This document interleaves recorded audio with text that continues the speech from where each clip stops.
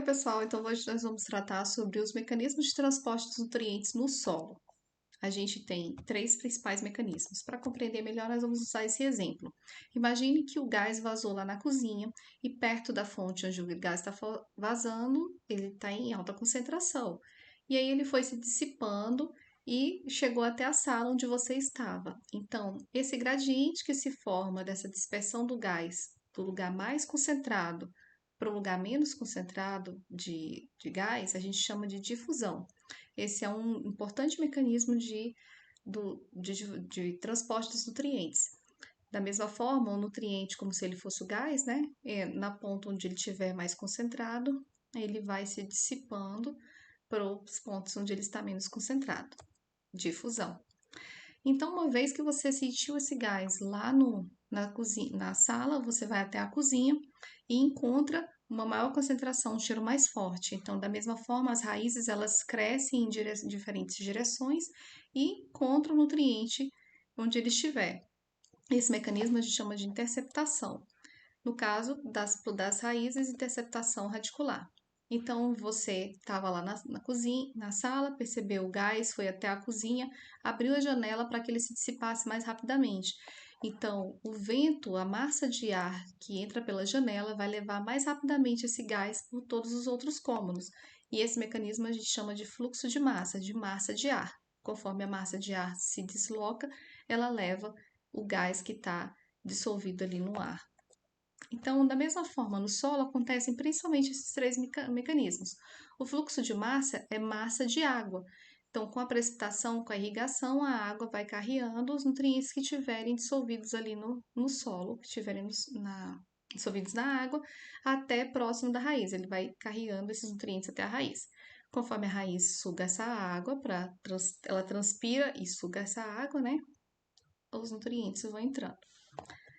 A difusão, então, é do ponto onde esses nutrientes estão mais concentrados, eles vão se dissipando e vão para próximo da raiz. Como a raiz suga a água e esses nutrientes, existe a formação de uma região com a menor concentração dos nutrientes ao redor da raiz. Então, os nutrientes tendem a ir nesse caminho. E por último, interceptação radicular, que ocorre conforme as raízes vão crescendo, conforme os pelos radiculares vão explorando aquele volume de solo, conforme as micorrizas também vão se dissipando com suas hifas para explorar melhor o volume de solo que está ao redor da raiz, as raízes encontram os nutrientes que estão ali dispersos no solo. Por que é importante saber os mecanismos de transporte no solo? Para melhorar a forma de fertilizar, o modo de aplicação, o local de aplicação dos fertilizantes e dos adubos tem que ser coerentes com a forma com que eles se dissipam mais facilmente. Então, notem aqui que para a maioria dos nutrientes, ó, nitrogênio, cálcio, enxofre, potássio nem tanto, mas enxofre, cálcio, magnésio, o fluxo de massa ele é importante e consegue atender relativamente bem. A forma de transporte desses nutrientes é principalmente o fluxo de massa. Significa dizer que você pode adubar a lanço, via cobertura. Então, a adubação de cobertura com a chuva vai conseguir levar os nutrientes necessários até essa raiz. Mas notem que para fósforo, por exemplo, o fluxo de massa não atende. Então, como a difusão é o principal mecanismo de transporte, é importante deixar esse fósforo o mais próximo possível da raiz, de preferência também associado à matéria orgânica. Por quê? O fósforo, além do solo, né?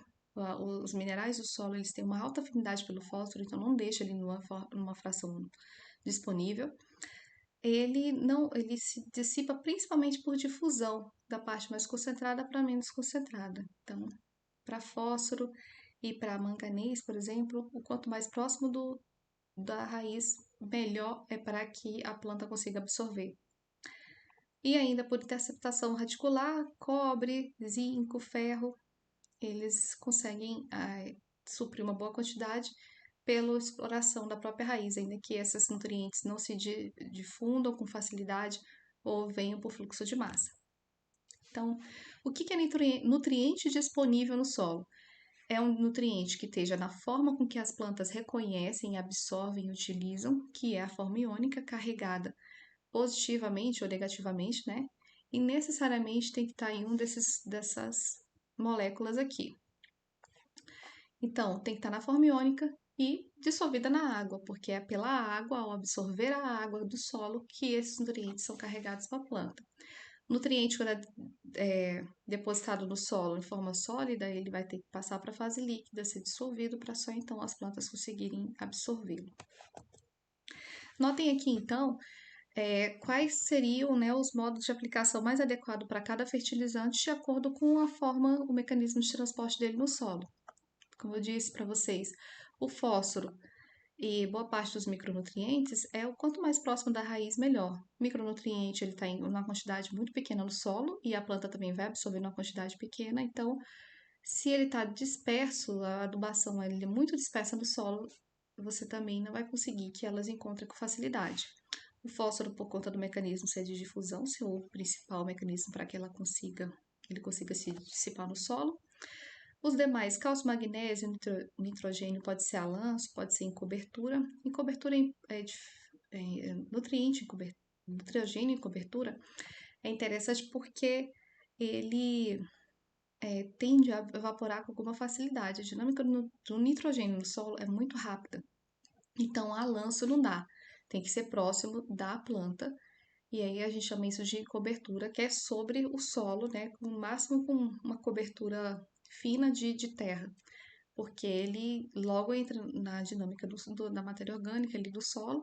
E se for, por exemplo, dependendo da fonte, ureia ela é altamente volátil. Então, teria uma questão de perda alta. Então é isso, pessoal.